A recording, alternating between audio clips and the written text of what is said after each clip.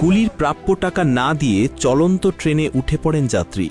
টাকা না পেয়ে এক বুক কষ্ট নিয়ে অসহায় ওই শ্রমিক বললেন, আল্লাহ আপনার বিচার করব, দেখেন স্যার, আল্লাহ আপনার কড়া বিচার করব। ঘটনাটি বাংলাদেশের একটি রেলওয়ে স্টেশনের।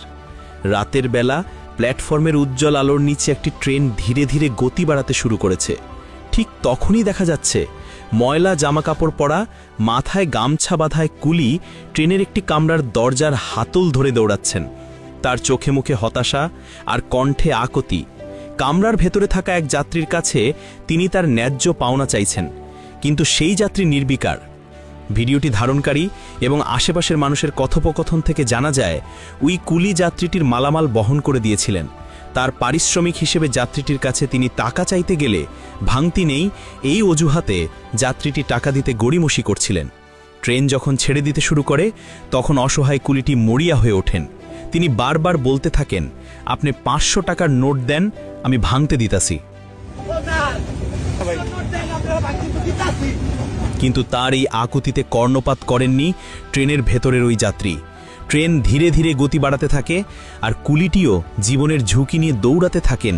তার শরীরের সমস্ত শক্তি দিয়ে ট্রেনের সাথে পাল্লা দেওয়ার চেষ্টা করছিলেন শুধু তার ঘামে ভেজা শ্রমের ন্যায্য মূল্যটুকু পাওয়ার জন্য। তার প্রতিটি পদক্ষেপে ছিল বঞ্চনার ছাপ, প্রতিটি চিৎকারে ছিল যন্ত্রণা। এক পর্যায়ে ভিডিও ধারণকারী ব্যক্তিটিও বলে ওঠেন, আরে দিয়ে দেন না ভাই। কিন্তু সেই মানবিক আবেদনও পৌঁছায়নি যাত্রীর কানে। ট্রেনের গতি যখন বাড়তে থাকে তখন কুলিটি বুঝতে পারেন যে তার এই চেষ্টা বৃথা।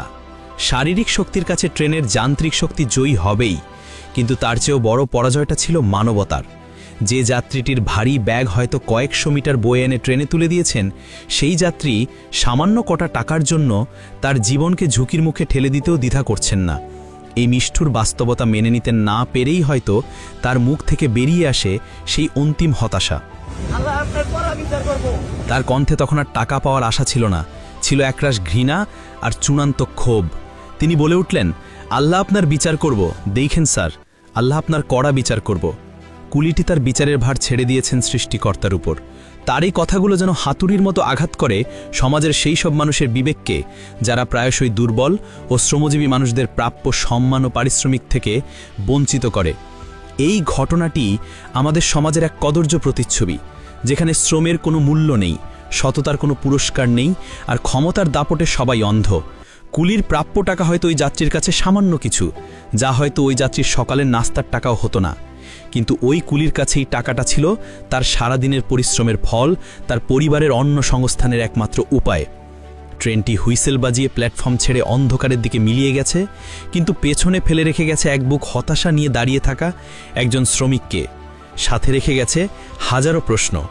আমরা কি এতটাই অমানবিক হয়ে গেছি যে একজন মানুষের জীবনের ঝুঁকির চেয়েও আমাদের পকেটের কয়েকটা টাকা বড়? আমাদের বিবেক কি এতটাই ভোঁতা হয়ে গেছে যে একজন শ্রমিকের অসহায় আর্তনাদও তাকে স্পর্শ করে না?